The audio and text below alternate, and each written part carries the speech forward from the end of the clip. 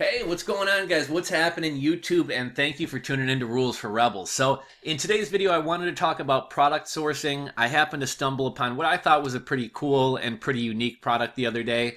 And the other thing that I thought was really interesting is how cheap it would be to actually source this product. Now, I'd actually stumbled upon this. You guys may have heard of this site before. It's called This Is Why I'm Broke. And it's basically just, it's not all Amazon, but it's essentially like an Amazon affiliate site that just like picks really cool, really unique, really interesting products.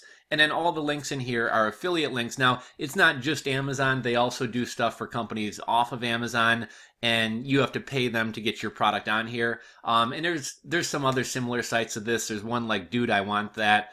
There's a couple other sites, and I just stumbled upon the other day. They actually make, if somebody wanted to kind of replicate this business model, they actually make a WordPress theme that essentially gives you the "This Is Why I'm Broke" theme, but you could do like, "This is why I smoke," and have like, weed gadgets and things like that. There's all different ways you can go. A million people have tried to copy this. Only a few people are actually successful with it. It's really all about the product selection and the marketing and stuff like that.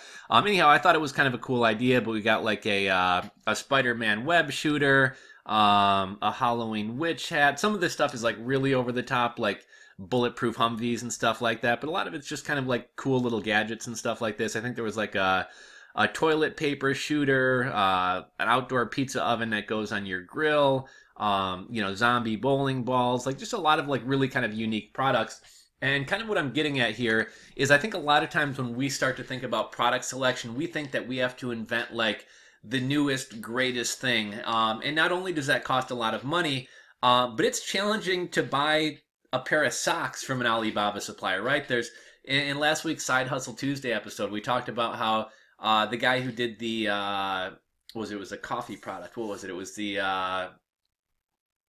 I guess he's got a couple coffee products, but you guys know what I'm talking about. He had talked about how after weeks of really confusing emails and phone calls, he finally got his product. And even if you're ordering like a pair of socks right off the shelf from one of these Alibaba suppliers, like the language barrier is really tricky, like how to import it, how's it getting shipped, what's the price, negotiating everything, how you want the socks.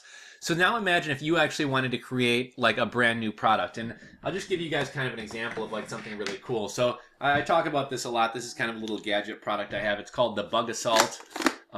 It actually sat out in the rain, so I think the salt's all kind of melted together. But anyhow, like imagine if you went to an Alibaba supplier and tried to invent a new product that never been on the market. Like, hey, I want this gun that shoots salt, and you're having to try to mock up drawings, and they're bringing that over to their, CAD designer, and he's trying to put something together, and you're trying to communicate with, like, it would be an absolute nightmare trying to get somebody to build this new product for you. The cost to do it would be insane. All the parts are having to be molded and manufactured for you. So, every mold's going to cost a couple $1,000s. You have to get all these pieces to work together. You're trying to get the look that you want.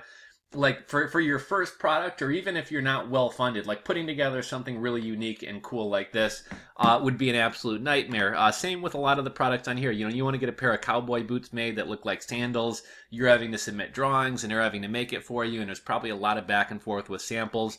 What I thought was really cool about this, so look at this. It's called Offensive Crayons. Now, basically all these people are doing is selling a pack of crayons, right? You're not reinventing the wheel. Crayons already exist. There's suppliers out there who already sell crayons. All they're literally doing is selling crayons, but doing custom names of the colors. So these are called offensive crayons. It's kind of funny. Their logo is it looks like a middle finger of a crayon hand sticking up, and it says, "We bring out the worst in you."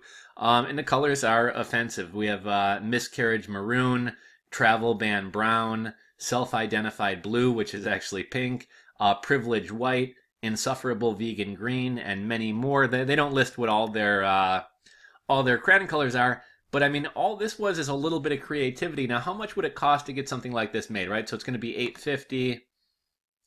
Let's see what I'm guessing they probably charge shipping on top of it.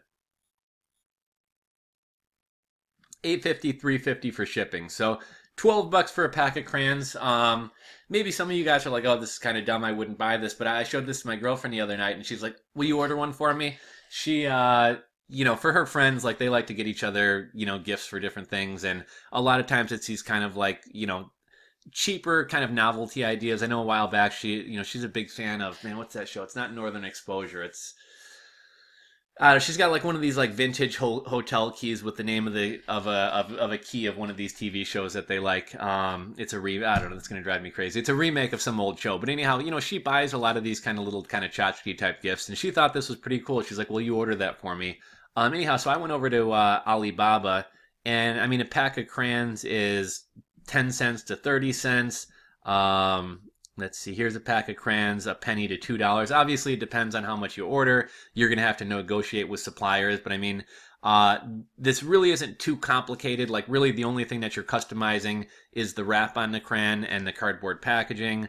This looks like it's per crayon, so like, 7/100th of a penny to a tenth of a penny. Or I'm sorry, to a penny. 4 cents to 6 cents. Again, this is probably per crayon, not per pack, but you're probably looking at, not very much money. Actually, what the heck? Let's go in here and look at one of these, see what it is exactly. Okay, so 6 to 12 pieces per box, wax crayons. They can do custom packaging for you.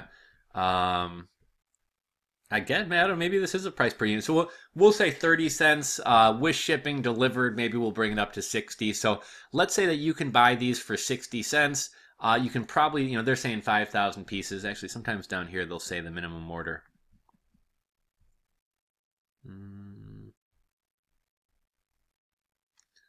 We make within 12 hours. What's your policy on samples? Samples are free.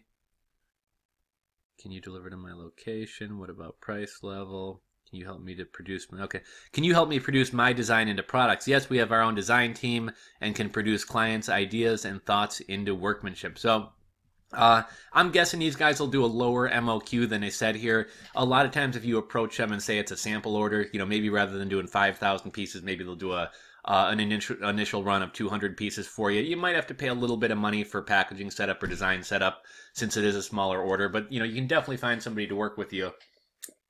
So let's see here. So we'll say 200 units times 60 cents is 120 bucks. Let's be generous and say, okay, maybe there's going to be a little bit of an extra cost, or they're going to charge us a little bit more since it's a smaller run. We'll say 150, 200 bucks. Actually, divided by pi. I forget what the initial number we said was. Sorry, guys, you're getting a little bit sidetracked here. So anyhow, let's say, we'll say 200 units at 60 cents, which is probably more than it's going to cost, $1.20. We'll be generous and say it's going to cost us 150. Now, if we were selling these for $8 times 200 units, that's $1,600 off a $120 investment, $150 investment. Now, not every idea that you put out there is going to wind up succeeding, but if you have a day job or if you have a side hustle and you're making money and you can kind of throw little bits of money out at ideas here, try the crayon idea, try some other goofy idea. A while back, I made a video about the exploding dick bombs. I bought one of those from my girlfriend's brother.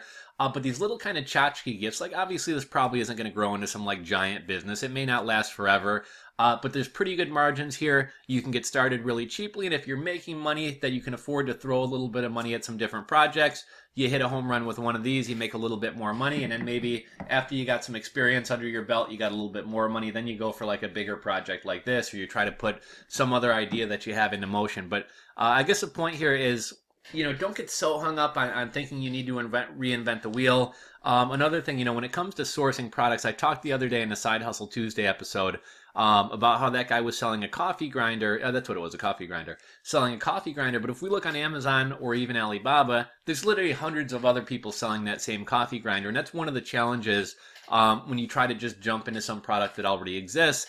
With the crayon thing here, I mean, how many people out there are making offensive crayons? Like, very few. So well, this maybe isn't as likely to succeed, you're definitely narrowing down the competition. Well, there may be less people who will buy offensive crayons and will buy a coffee grinder. There's also a lot, if you also have hundreds of people going after these coffee grinder customers, where you may be the only person making offensive crayons. So, get creative, think outside the box, and really, if you can find a way to turn an existing product into something entirely different, the design process, the process of sourcing it isn't going to be as hard, but you are kind of separating yourself from other people selling crayons, because offensive crayons are way different than regular crayons. I actually kind of have a similar idea to this. There's kind of an existing product that's already very popular on eBay and Amazon, and it's in kind of the camping and survival niche. But I have an entirely different way to put a different twist on this product. Overall, it's going to be the same product. There is going to be a little bit of customization involved, but it should be a pretty simple product to roll out. Most of the suppliers have low MOQs. And I think the process of designing it is going to be fairly easy. The shipping is going to be cheap. So get creative, guys. Think outside the box and don't really overthink the whole product design thing. So that's all I got. If you enjoyed the video, give it a thumbs up. If you're not subscribed, please hit that subscribe button below, and I'll catch you guys on the next one.